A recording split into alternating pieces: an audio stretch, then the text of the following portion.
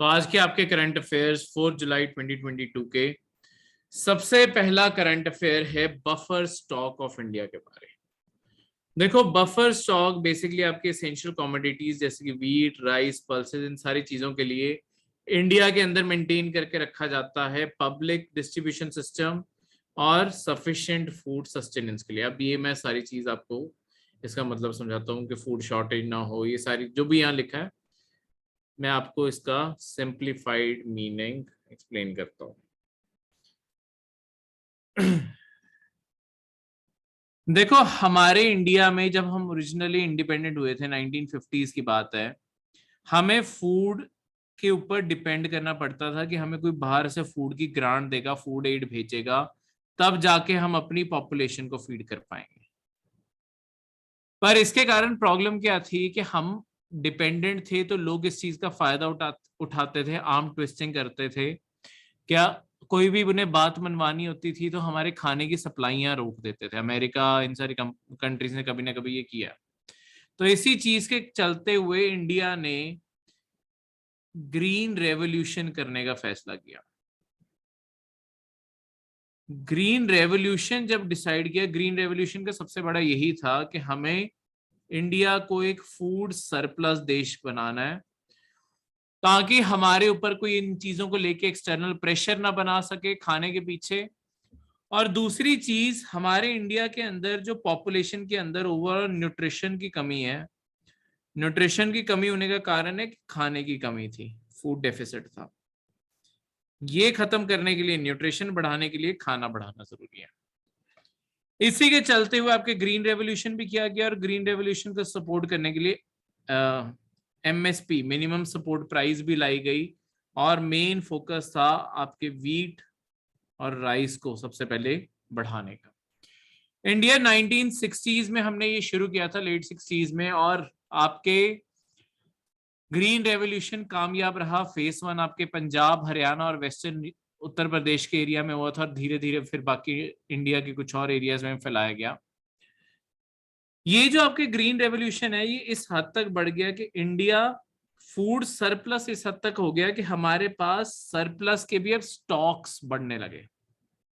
अब देखो, जब आपके पास स्टॉक होता है कि आपके पास फूड सरप्लस है, हद से ज्यादा फूड है, आप इसके साथ दो चीजें कर सकते हो। या तो इसे कहीं ना कहीं स्टोर कर सकते हो या इसे एक्सपोर्ट कर सकते हो। अब हमने इन चीजों को सबसे पहले स्टोर करने पे फोकस किया, क्योंकि अगर आज हमारे पास खाना है, लेट्स सपोज कल कोई भी फ्लड, ड्रॉट या कोई भी कंडीशन आ जाए, जैसे कोविड आ गया था, जहां पे हमारी पॉपुलेशन के पास या तो खाना ना हो या खाना कमाने के सोर्सेस कम हो जाए, हम उन्हें किसी ना किसी तरीके से फीड कर सके, खाना खिला सके। तो ये जो आपके स्टोर्स थे, यही आपके बनते हैं बफर स्टॉक। बफर स्टॉक का यही मतलब है कि अगर कभी जरूरत पड़ गई, ये बफर की तरह काम करेंगे। कभी भी मार्केट में शॉर्टेज पड़ गई, वीट, राइस या और भी पल्सेस भी जैसे स्टोर करके रखी जाती हैं, तो उन्हें हम मार्केट के अंदर रिलीज करके या तो जो कमी है उसे दूर कर सकते हैं, या कई बार आपकी ये चीजें महंगी हो रही होती है, इन्फ्लेशन हो रही होती है, ये चीजें महंगी हो रही होती हैं, इनका प्राइस नीचे ला सकते हैं। क्योंकि देखो, अल्टीमेटली इकोनॉमी में हर चीज चलती है सप्लाई और डिमांड के प्रिंसिपल पे। इस चीज को हर इकोनॉमी की चीज के लिए याद रखो। अगर आपकी मार्केट में सप्लाई कम है किसी चीज की, ठीक है, और डिमांड ज्यादा है, तो उसका प्राइस भी अपने आप ऊपर जाएगा, क्योंकि लोग खरीदने को तैयार हैं उस चीज को। अगर आप उस चीज की सप्लाई बढ़ा दोगे और डिमांड से मैच करवा दोगे, आपके प्राइजेस भी बढ़ने रुक जाएंगे, प्राइजेस फिर से नीचे आ जाएंगे। ठीक है, या तो स्टेबल हो जाएंगे या नीचे आ जाएंगे। ठीक है, तो इस तरीके से हम प्राइस भी कंट्रोल कर सकते हैं अगर इंडिया के अंदर महंगाई ज्यादा हो रही हो, ठीक है, या इंडिया के अंदर कमी पड़े। जैसे हमने कोविड के टाइम, ये बेसिकली आपका पेपर में, मतलब न्यूज़पेपर में इसीलिए आया है कि इंडिया ने जो पूरी की पूरी कोविड के टाइम अपनी पॉपुलेशन को सपोर्ट किया ना, हमने वहां से लेके 2020 में हमने जितने इंडिया के अंदर पुअर है उन्हें फ्री में खाना देना शुरू कर दिया, राशन देना शुरू कर दिया। वो स्कीम आज तक चल रही है। अब कोविड खत्म भी हो गया, लॉकडाउन खत्म भी हो गए हैं, पर अब सरकार को समझ नहीं आ रहा है स्कीम को बंद कैसे करें। इसका अल्टीमेटली पर असर क्या पड़ रहा है, हमारा जो ये स्टॉक्स है ना, ये लगातार गिरते जा रहे हैं। ठीक है, तो ये फ्री की स्कीम ज्यादा टाइम के लिए काम आपकी गवर्नमेंट के लिए नहीं करती, क्योंकि डेफिसिट इतना ज्यादा बढ़ जाता है, क्योंकि कहीं ना कहीं से तो कमाई का अल्टीमेटली सोर्स चाहिए। तो सरकार जब इन्हें फ्री में बांटी जाएगी तो जो मुश्किल हालातों के लिए इन्हें इकट्ठा करके रखा था वो कभी आपके उस चीज के लिए यूज ही नहीं कर पाएंगे। ठीक है, क्लियर है? इस तरीके से अब प्राइस स्टेबिलिटी ये सब कुछ लाने के लिए ये सब कुछ यहाँ लिखा हुआ है। अब ये सारी प्रिक्योरमेंट होती कैसे है? देखो, आपके इंडिया के अंदर एक ऑर्गेनाइजेशन बनाई हुई है, food corporation of India. Food corporation of India की जिम्मेदारी है कि पहले तो प्रिक्योर करना, खरीदना, स्टोर करना और डिस्ट्रीब्यूट करना वीट और राइस, पैडी जो है राइस, इन दोनों क्रॉप्स को आपके फूड कॉर्पोरेशन ऑफ इंडिया ही खरीदती है, स्टोर करती है, डिस्ट्रीब्यूट करती है। इसके अलावा जो आपके कोर्स ग्रेन है, जो पल्सेस हैं, जो दालें हैं, ठीक है, या बाकी जो रागी और ये सब कुछ हो गया, इन्हें भी कई स्टेट गवर्नमेंट्स खरीदते हैं। ये स्टेट गवर्नमेंट्स के अपने सिर के ऊपर है, वो खरीदना चाहे या नहीं। उसके बाद जो फूड कॉर्पोरेशन ऑफ इंडिया है वो अपनी खुद की स्टोरेज कैपेसिटी में भी रखते हैं, सेंट्रल वेयर हाउसिंग कॉर्पोरेशन के भी वेयर हाउसेज यूज करते हैं, स्टेट वेयर हाउसिंग कॉर्पोरेशन जहां जहां उन्हें गोदाम मिलते हैं वो हर जगह रखते हैं। इवन जो आपके प्राइवेट गोदाम है वहां पे भी उन्हें रेंट पे करके वहां पे अपने ये सारे की सारी चीजें स्टोर करके रखते हैं। ठीक है, इस तरीके से आपका ये सारा का सारा चीज स्कीम को इम्प्लीमेंट किया जाता है। तो आपके कोविड के टाइम पे हमने लोगों को 5 किलो फ्री ग्रेन्स पर पर्सन देना शुरू किया था और 1 kg ऑफ फ्री होल ग्राम पर फैमिली देना शुरू किया था। ठीक है, इससे आपका ये सारा का सारा सिस्टम इंप्लीमेंट किया गया। क्लियर है? मतलब इस तरीके से ही आपका सारे कोविड के टाइम आपके लोगों का ध्यान रखा गया था। क्लियर? कोई भी डाउट यहाँ पे? ठीक है,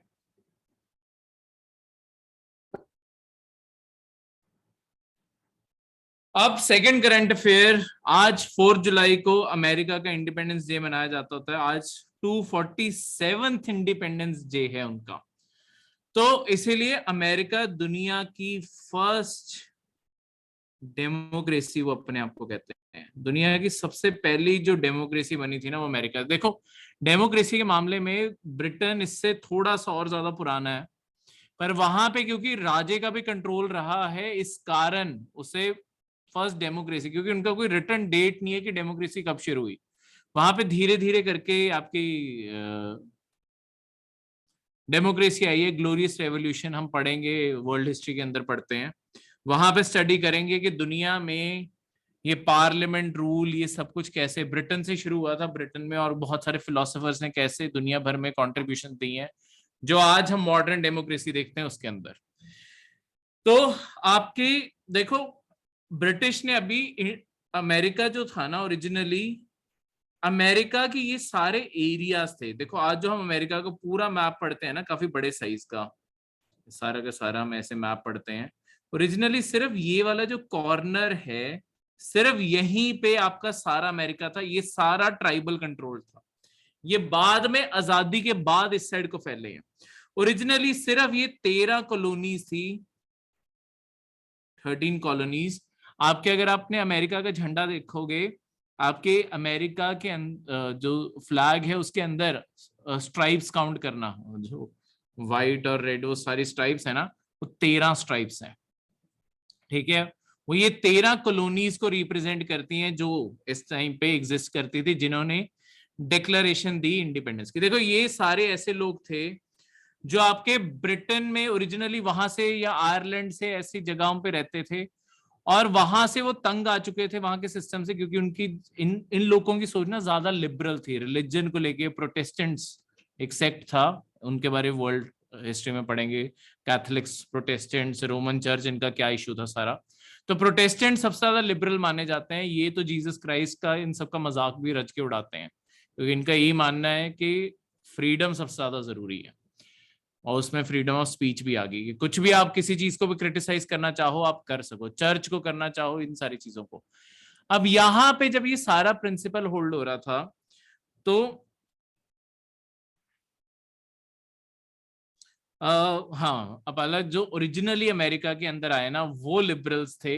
लॉन्ग टर्म में कुछ कंजर्वेटिव भी आते गए, और देखो एजुकेशन रेट तो अमेरिका लॉन्ग टर्म में बहुत डिग्रेड हुआ है। जो आपने अभी बात बोली कि लिबरल हैं तो अबॉर्शन राइट्स क्यों नहीं, क्योंकि लॉन्ग टर्म में अब हर देश के अंदर डेमोक्रेसीज की सबसे बड़ी प्रॉब्लम ही आपके, हाँ, सोक्रेटिस के मुताबिक यही थी कि डेमोक्रेसीज ऐसी कंट्रीज बन जाती हैं जहां पे जो मूर्ख होते हैं ना वो की सबसे ज्यादा सुनी जाती है, क्योंकि मूर्खों से वोट मांगना सबसे आसान है। ठीक है, जो समझदार होगा वो तो 100 क्वेश्चन उठा लेगा, जो मूर्ख होगा वो आराम से वोट दे देगा। ठीक है, तो डेमोक्रेसी में ये सबसे बड़ी प्रॉब्लम आती है। ये आपके बहुत फिलोसफर्स ने इस चीज को, तभी वो सोक्रेटिस जैसे लोग डेमोक्रेसी को नफरत ही करते थे। ठीक है, पर स्टिल बहुत सारी चीजों, हर चीज के अपने मेरिट्स और डीमेरिट्स होते हैं। तो यहाँ पे ये जो 13 कॉलोनीज की बात करूं, ओरिजिनली ये सारे के सारे देखो भाग के ब्रिटेन से आए थे, पर ये ब्रिटेन को रिकॉग्नाइज करते थे क्योंकि ऊपर जो आपके कनाडा वाला एरिया है वहां पे फ्रांस का रूल होता था। इन सबको ये डर होता था कि कभी फ्रांस हमारे ऊपर हमला ना कर दे, इस कारण ये ब्रिटिश की प्रोटेक्शन के साथ जुड़े रहते थे। पर जब लॉन्ग टर्म में फ्रांस का रूल खत्म हो गया और ब्रिटेन का ही रूल कनाडा में आ गया, तो इन सबके मन से डर खत्म हो गया कि फ्रांस तो अब गया, अब डरना क्या है। तो इन्होंने ब्रिटेन की बात सुनना धीरे धीरे कम कर दिया। ब्रिटेन, ये टाइम था जब ब्रिटेन अपना रूल और ज्यादा इनके ऊपर इम्पोज करने लग गया कि वो अपनी अथॉरिटी पूरे नॉर्थ अमेरिका के ऊपर दिखा सके। पर इन सब ने रेजिस्ट किया, और जब ब्रिटेन और इनके बीच में बहुत सारे डिसआर्ग्यूमेंट होने लगे कि ये चीज होनी चाहिए नहीं होनी चाहिए वो सब कुछ, तो ये सारे के सारे आपके इन सब ने एक साथ मिलके आपकी जो कनेटिकट स्टेट है यहाँ पे आपकी मीटिंग बुलाई थी। और यहाँ पे इन्होंने डिक्लेयर किया था कि हम अब लड़ेंगे। कनेटिकट, मैसेच्यूसेट में भी हुई थी, ये सारी जगहों पे लड़ाइयाँ शुरू हुई, और यहाँ से धीरे धीरे इन्होंने ब्रिटिश को उखाड़ फेंका। तो आपको कभी पेपर में देखो, ये प्रीलिम्स में भी आ सकता है क्योंकि ये करंट अफेयर्स में आ गया। ये 13 कॉलोनीज के नाम, वैसे तो हम मेंस में इन सबको पढ़ते ही हैं, पर इनके नाम याद करने जरूरी हैं क्योंकि आप जब वो पढ़ जाते हो। खैर, कोई स्पेशल राउंड ऑफ डेट नहीं है, आज से 3 साल बाद जिन्होंने पेपर देना है 250th होगी, उस साल ये क्वेश्चन ज्यादा आ सकता है।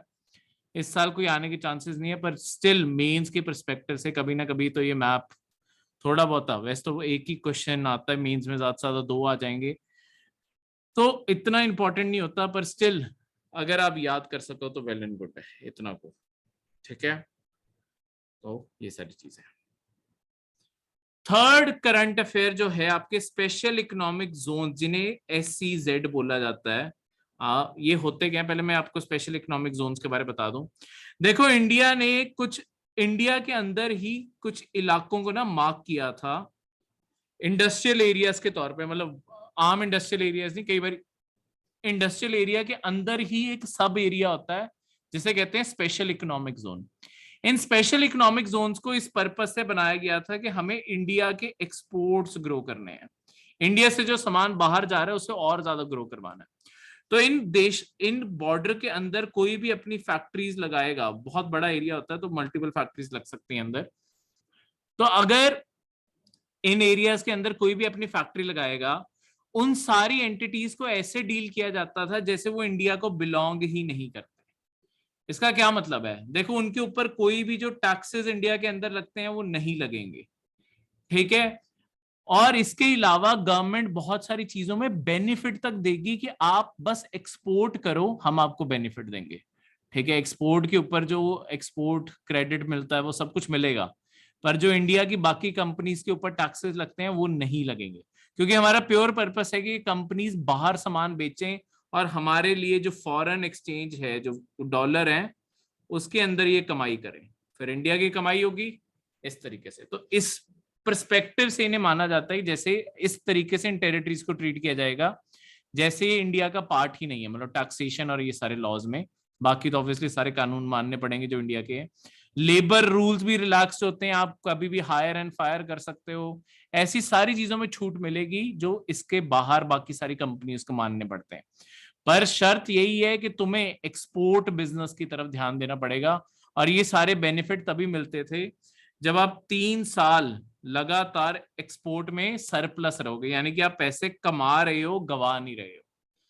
ठीक है, फॉरेन एक्सचेंज रिजर्व कमा रहे हो। देखो ऐसी भी कोई मैन्युफैक्चरिंग कंपनीज हो सकती हैं जो रॉ मटेरियल बाहर से मंगा रही हो और फिर फाइनल प्रोडक्ट बाहर बेच रही हो।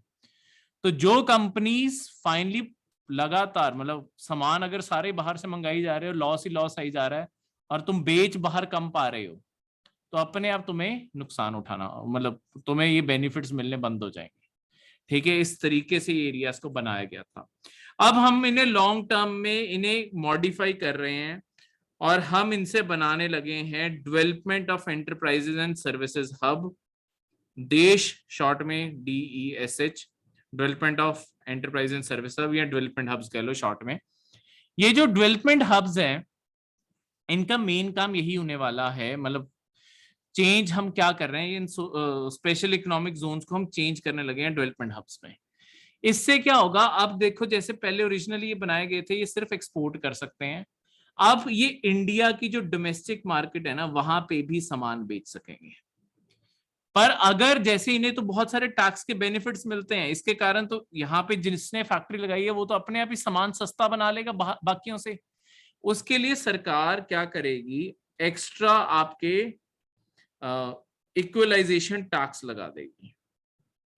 यहाँ लिखा हुआ है कहीं पे पॉइंट मुझे इक्वलाइजेशन टैक्स के बारे कोई है यहाँ पे, बस जब पढ़ोगे तो मिल जाएगा। यहाँ पे इक्वलाइजेशन टैक्स का पॉइंट लगा हुआ है। इक्वलाइजेशन टैक्स का क्या मतलब होता है कि जितना इनके प्राइजेस और बाहर के प्राइजेस में फर्क होगा ना उतना सरकार टैक्स लगा के बराबर का, मतलब बाकी डोमेस्टिक प्रोड्यूसर जो कंपनीज हैं और जो ये हैं इन दोनों के बीच में जो भी गैप होगा सरकार उतना इनके ऊपर टैक्स लगा देगी और उन्हें बराबर कर देगी। तो अब ये कंपनीज के पास ऑप्शन है, ये एक्सपोर्ट भी कर सकते हैं और अपनी खुद की लोकल इंडिया की मार्केट के अंदर भी सामान बेच सकते हैं। अगर ये एक्सपोर्ट अभी भी करेंगे तो एक्सपोर्ट के बेनिफिट्स इन्हें मिलेंगे, पर अगर सिर्फ ये आपके इंडिया के अंदर बेचना चाहते हैं तो ऑब्वियसली इन्हें टैक्सेस देने पड़ेंगे उस तरीके से। क्योंकि हम लॉन्ग टर्म में इनकी जो विजन है ना कि सिर्फ जो एक्सपोर्ट बढ़ाना है, हम इनकी विजन चेंज करके और ब्रॉड पर्सपेक्टिव की तरफ भी इन्हें लेके जाना चाहते हैं। जैसे इंडिया की खुद की सप्लाई पूरी हो, दूसरा इंडिया के अंदर जॉब्स और क्रिएट हो। देखो अगर इनकी प्रोडक्शन एक्सपोर्ट के अलावा इंडिया के अंदर भी बिकने लग जाएगा इनका सामान, तो ऑब्वियसली इन्हें अपने आप को एक्सपैंड करना पड़ेगा और ज्यादा जगहों पे फैक्ट्री शायद लगे और ज्यादा लोग हायर करने पड़े। उस सारी चीज के लिए ये चीज बनाई गई है। ठीक है, क्लियर है, कोई भी डाउट यहां तक? अब ये सारी की सारी चीज यहाँ पे की हुई है। नेक्स्ट फोर्थ है districts as export hub and new foreign trade policy. देखो एक और गवर्नमेंट की स्कीम है डिस्ट्रिक्ट्स को एक्सपोर्ट हब बनाना है।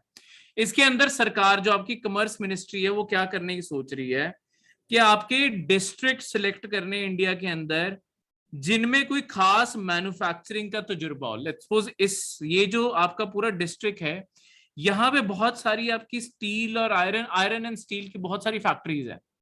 मैं इस डिस्ट्रिक्ट को अगर पिक करूं यहाँ पे ज्यादा बेटर फंडिंग दूं इन सारी कंपनीज को कि तुम सिर्फ स्टील और आयरन और ज्यादा बढ़ाओ, और यहाँ की जो गवर्नमेंट एडमिनिस्ट्रेशन है वो इसी चीज के फोकस पे लग जाए कि हमारे आयरन और स्टील और ज्यादा बढ़ जाए। तो ये सारा आयरन और स्टील और इस डिस्ट्रिक्ट को इस फोकस में लाया जाए कि यहाँ से जो ट्रेन्स हैं वो सारे एक्सपोर्ट आयरन और स्टील में करने लग जाए। यहाँ पे एक कोई डिस्ट्रिक्ट है जो आपके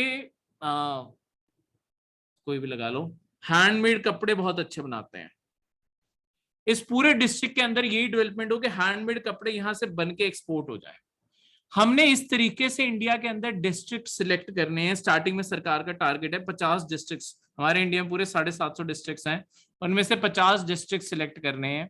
उसके लिए सरकार एक तरह से जिसे हम कहते होते हैं चैलेंजर इनिशिएटिव रखेगी। अब ये चैलेंजर इनिशिएटिव क्या होता है, चैलेंजर रूट लगा लो, ठीक है, चैलेंजर इनिशिएटिव कह लो या चैलेंज रूट कह लो। ये चैलेंज रूट में क्या होता है कि हर डिस्ट्रिक्ट को सरकार इनवाइट करेगी कि अपना प्रपोजल भेजो, आप किस इंडस्ट्री को प्रमोट करना चाहते हो और आपको क्यों सिलेक्ट किया जाए।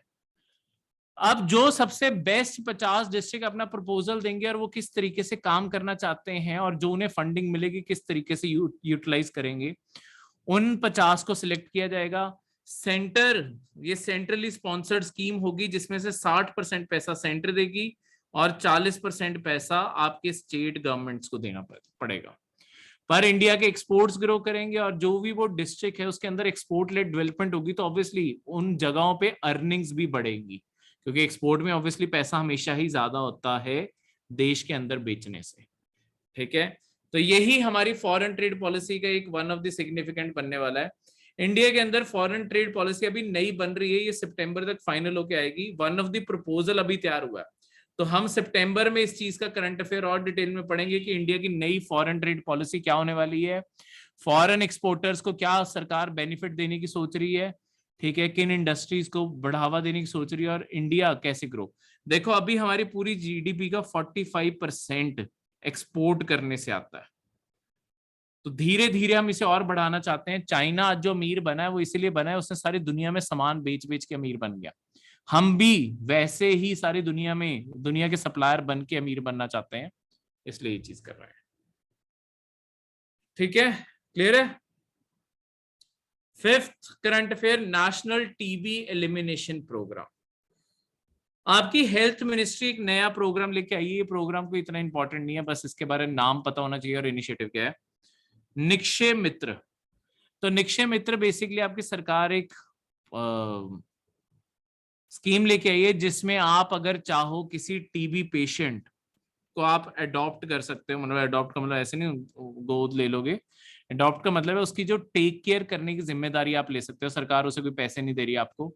ये सिर्फ इसलिए कि आप समाज में ह्यूमैनिटी प्रमोट कर सको, और जो लोगों के मन में डर है कि अगर मैंने टीबी बारे, लेट्स सपोज किसी पर्सन को टीबी हुआ है, उस पर्सन को ये लगे कि अगर मैंने कभी किसी को बता दिया मुझे टीबी हुआ है, लोग मुझे बुलाना छोड़ देंगे, क्योंकि ये कम्युनिकेबल डिजीज है तो लोग थोड़ा डरते हैं। पर अगर प्रिकॉशन ली जाए, मास्क डाले जाए, इस चीजें, तो ये टीबी फिर दूसरे को नहीं फैलता। तो ऐसे निक्षय मित्र सरकार ढूंढ रही है जो लोगों के मन में, और रूरल एरियाज में तो ये माना जाता है टीबी का इलाज हो जाता है, पर रूरल एरियाज में ऐसी चीज फैली हुई है बहुत जगहों पे बातें कि अगर किसी एक पर्सन को टीबी हो गया उसे उम्र भर टीबी रहेगा ही रहेगा। ऐसा नहीं होता, अगर उस पर्सन ने प्रॉपरली मेडिसिन ली है टीबी खत्म हो जाएगा। ठीक है, तो ये सारी की सारी नेशनल टीबी एलिमिनेशन प्रोग्राम, ये एक पब्लिक हेल्थ इनिशिएटिव शुरू, मतलब पूरे प्रोग्राम बारे पढ़ते हैं। ये पब्लिक हेल्थ इनिशिएटिव है, इंडिया से टीबी खत्म करने की हमारी कोशिश है।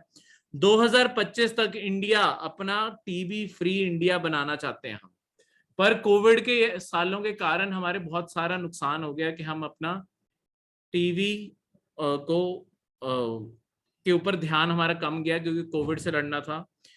कभी आपको ये भी आ सकता है कि ये किस प्रोग्राम का थीम है, prevent, detect, treat and build pillars for universal coverage and social protection. यहाँ आपको सिंपली प्रिवेंट, डिटेक्ट, ट्रीट करके आ जाएगा कि ये कौन से हेल्थ मिशन का प्रोग्राम है। तो याद रखना इसका ऑप्शन होगा ट्यूबरक्लोसिस या टीबी। ठीक है, ये एक बैक्टीरिया से फैलने वाली डिजीज है और लंग्स को इफेक्ट करती है, पर ट्रीटेबल है आराम से। ठीक है, इस नेशनल प्रोग्राम के under free of cost tuberculosis का डायग्नोस सरकारी हॉस्पिटल्स में मिलता है, उसकी सर्विसेज, दवाइयां, हर चीज पर्सन को इंश्योर की जाती है। उसे दवाइयों से, मतलब उसके डायग्नोस से लेके उसे दवाइयां, हर चीज फ्री मिलेगी टीबी के लेके, बस उसे ट्रीट करवाना है क्योंकि ये ट्रीटेबल है, पर ये फैलता बहुत तेजी से होता है अगर इसका ध्यान ना रखा जाए। ठीक है, सिर्फ यही इसकी सबसे बड़ी प्रॉब्लम है, इसी कारण सरकार चाहती है कि लोग ध्यान रखें और ये फैलना बंद हो जाए। ठीक है, sixth current affair, economic community of western African state. ये आपकी एक इंटरनेशनल ऑर्गेनाइजेशन है जो रीजनल पॉलिटिकल और इकोनॉमिक यूनियन का काम करती है 15 देशों में जो वेस्ट अफ्रीका में लोकेटेड है। ये देखो, ये रहा अफ्रीका का मैप। जो ये सारी कंट्रीज है ना अफ्रीका में, ये टोटल 15 कंट्रीज हैं। ये ना बहुत छोटी छोटी, सेनेगल जैसी, सेरा लियोन जैसी, लिबेरिया जैसी, ये जो कंट्रीज है बहुत छोटी छोटी कंट्रीज है। ये टोटल करके ये 15 देशों ने आपस में एक ऑर्गेनाइजेशन बनाई हुई है आपस में पॉलिटिकल और इकोनॉमिक कोऑपरेशन बढ़ाने के लिए। ठीक है, अभी इनकी मीटिंग चल रही है। ठीक है, तो यहाँ पे आपके इनमें से 3 देशों की, इनके आसपास के जो ये 3 देश हैं सॉरी इनके मेंबर 3 देश हैं, माली, बुर्किना फासो और गिनी। ये 3 देश, ये माली, ठीक है आपका, बुर्किना फासो यहाँ था, कहाँ गया, ये रहा बुर्किना फासो, और आपका गिनी यहाँ था, ये मैंने मार्क भी किया, नहीं ये रहा गिनी। ये 3 देश होंगे, एक इस देश की बात चल रही है, एक इस देश की बात चल रही है, और एक ये जो बहुत बड़ा देश है माली। इन सब में से मतलब बड़ा देश है माली। ये 3 देशों को लेके मुद्दा उठा क्योंकि इन तीनों देशों में ना पिछले 1-1.5 साल में ना तख्ता पलट हुआ है। तख्ता पलट, कूदितात वर्ड यूज करते हैं, कू हो चुका है यहाँ पे। कू का मतलब क्या होता है कि जो यहाँ की मिलिट्री थी ना, उसने सरकार का तख्ता पलट कर दिया और खुद का रूल स्टैब्लिश कर दिया।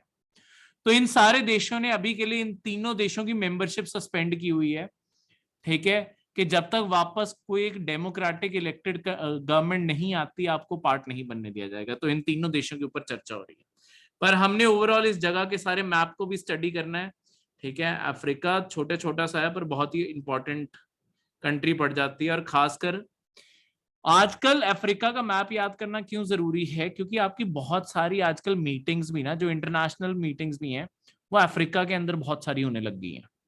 तो अगर आपको मैप नहीं पता होगा, पेपर में प्रॉब्लम आती है। तो अफ्रीका का ये जो मैप है आपका, Morocco, Algeria, Tunisia, Libya, Egypt, Sudan, Chad, Niger, Mali, Mauritania, फिर आपका केप वर्दे, सेनेगल, गाम्बिया, ये सारे के सारे कंट्रीज, रवांडा छोटा सा, Uganda, Tanzania, Burundi, Namibia, Botswana, Zimbabwe, फिर यहाँ पे लिशोटो जैसे छोटे छोटे देश अंदर, ठीक है, ये सारे, मेडागास्कर, ये सब। तो एक पूरा मैप स्टडी करो, पता चले। ये जो आपके वेस्टर्न अफ्रीकन देशों ने ये जो पूरी कम्युनिटी बनाई है 1975 में बनाई थी, ट्रीटी ऑफ लागोस साइन करके।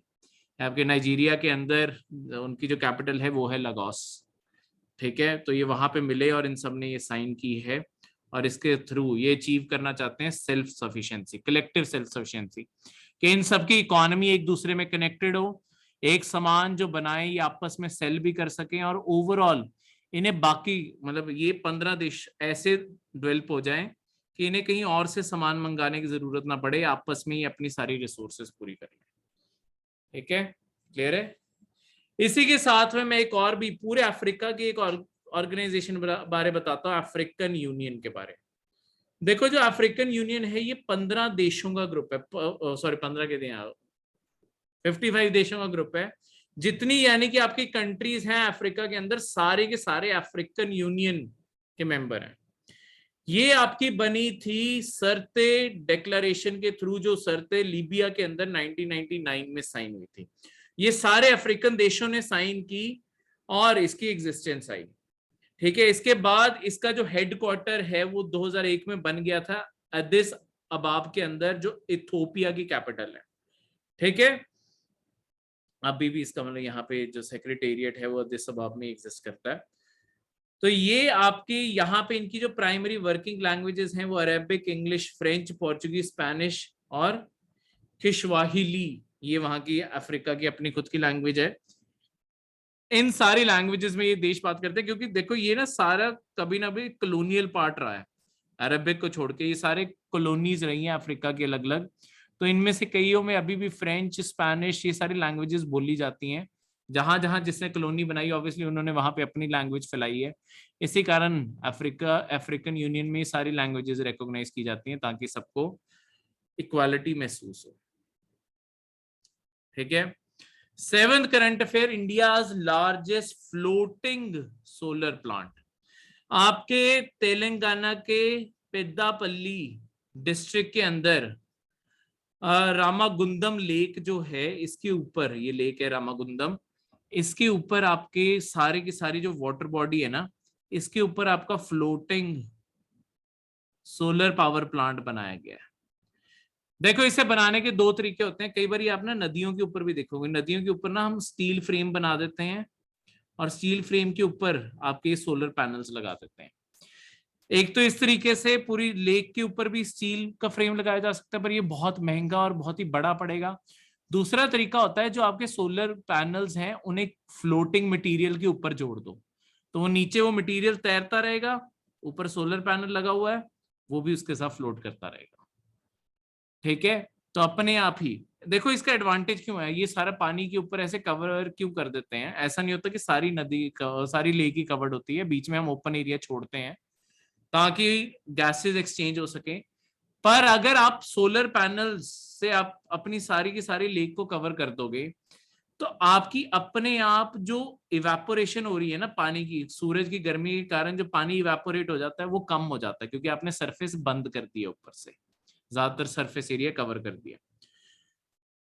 दूसरी साइड पे आपके सोलर पैनल्स की भी एफिशिएंसी है, जब पानी के ऊपर लगाए जाते हैं ना सोलर पैनल्स भी ज्यादा बेटर एफिशिएंसी से काम करते हैं, क्योंकि सोलर पैनल जब एक हद से ज्यादा गर्म हो जाता है ना उसकी बिजली बनाने की एफिशिएंसी गिरने लग जाती है।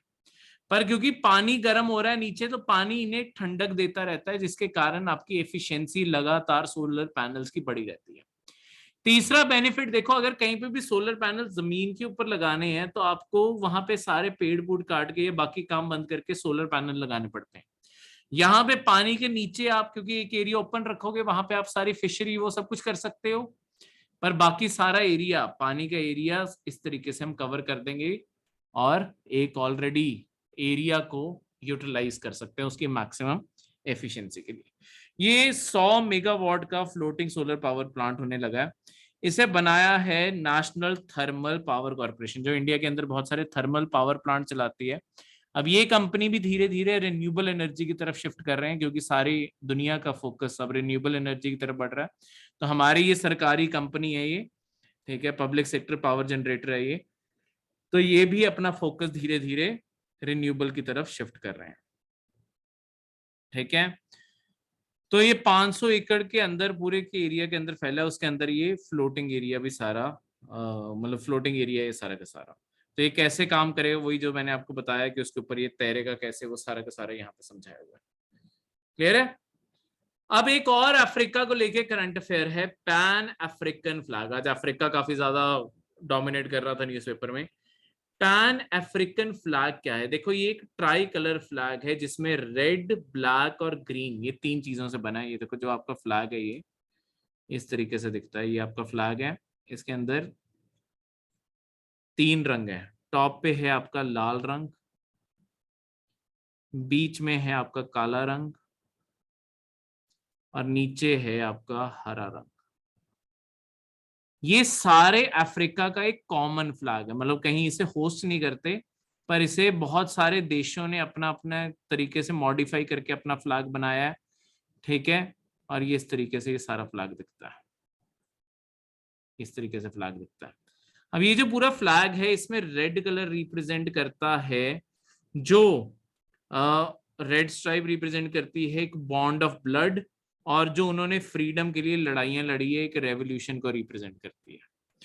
ब्लैक रिप्रेजेंट करता है ब्लैक यूनिटी को, एक सिंगल यूनिटी, सारे ब्लैक लोग होंगे, अफ्रीका के ब्लैक लोग हैं उनकी एक यूनिटी। ग्रीन रिप्रेजेंट करता है अफ्रीका की एबंडेंट नेचुरल रिसोर्सेज, अफ्रीका भरा पड़ा है, हर नेचुरल रिसोर्स है, तेल वहां पे है, सोना वहां पे है, डायमंड वहां पे है, ठीक है, यूरेनियम वहां पे, सारी नेचुरल रिसोर्सेज है, ये पूरा कॉन्टिनेंट ना भरा पड़ा है। बस इनके पास टेक्नोलॉजी नहीं है इसे निकालने की, नहीं तो अफ्रीका एक्चुअली बहुत ज्यादा अमीर हो सकता है। अफ्रीका के पास सब रिसोर्सेज है, बस वहां की सरकारें करप्ट है, इस कारण कोई काम नहीं होता। ठीक है, नहीं तो उनके पास सब कुछ है, वो क्यों नहीं अमीर हो सकते। नेक्स्ट करंट अफेयर आपका अलूरी सीतारामा रज्जू बारे। जो अलूरी सीतारामा रज्जू थे ये आपके बेसिकली आज के आंध्र प्रदेश के अंदर एक फ्रीडम फाइटर थे, जिन्होंने ब्रिटिश को इम्पोज किया 1882 से। उन्होंने 1882 में जो मद्रास फॉरेस्ट एक्ट बनाया, इस मद्रास फॉरेस्ट एक्ट ने क्या किया था, देखो हम इन्वायरमेंट के अंदर पढ़ते हैं कि ब्रिटिश ने बहुत सारे ऐसे एक्ट बनाए जहां पे उनका ये मानना था कि प्रोटेक्शन के नाम पे कि लोगों को जंगल से बाहर निकाल देंगे तभी जंगल बचेंगे आपके। उनका अल्टीमेट पर्पस ये था कि अगर ट्राइबल्स को बाहर निकाल देंगे तो वहां पे लकड़ काटने के लिए कोई अपोज नहीं करेगा, आराम से लकड़ काटी जा सकती है। ठीक है, तो आपका मद्रास फॉरेस्ट एक्ट आपकी वहां के आदिवासियों को, ट्राइबल्स को ट्रबल करने के लिए था, तो उनकी फ्री मूवमेंट कि वो अपने जंगल में घूम सके, उसके खिलाफ इन्होंने आवाज उठानी शुरू की। ठीक है, इसके बाद इन्होंने बहुत बड़ा रोल, आपके रंपा रिबेलियन आपके मॉडर्न इंडिया में बढ़ते हैं 1922 में हुआ था आपके, हाँ, जस्ट नॉन कोऑपरेशन मूवमेंट के एंड पे। ये जो रंपा रिबेलियन था यहाँ पे, ये वायलेंट रिबेलियन था कि आपके ब्रिटिश के बहुत सारे एरियाज के ऊपर हमला किया गया था, तो वो इन्होंने ही ऑर्गेनाइज, मतलब one of the leader head यही थे। इन्हें वहां पे मन्नियम वीरावड्डू भी बोला जाता था, जिसका मतलब है हीरो ऑफ द जंगल। ठीक है, क्योंकि इन्होंने बहुत सारी लड़ाइयां लड़ी वहां के लोगों के लिए। ठीक है, क्लियर है। तो नॉन कोऑपरेशन मूवमेंट में भी इन्होंने बहुत सारे लोगों को इकट्ठा किया था, और गुरिल्ला कैंपेन, पूरी फुल फ्लेज ये लड़ाई लड़ रहे थे, गांधी जी के साथ नहीं थे, ये वायलेंट थे। इन्होंने हथियार, पुलिस स्टेशन को ये लूटते थे, हथियार ले जाते थे और फिर पूरी लड़ाई लड़ते थे। ठीक है, क्लियर है। 1924 में उन्हें ब्रिटिश ने घेर लिया, पकड़ लिया, और चिंतापल्ली के फॉरेस्ट के अंदर उन्हें वहीं पे मार डाला गया था। पर ये अब आंध्र प्रदेश के एरिया में बहुत ही फेमस है, आंध्र प्रदेश, तेलंगाना, ये सारे एरिया में। ठीक है, क्योंकि बहुत ही फ्रीडम फाइटर वाली स्पिरिट रखी है इन्होंने।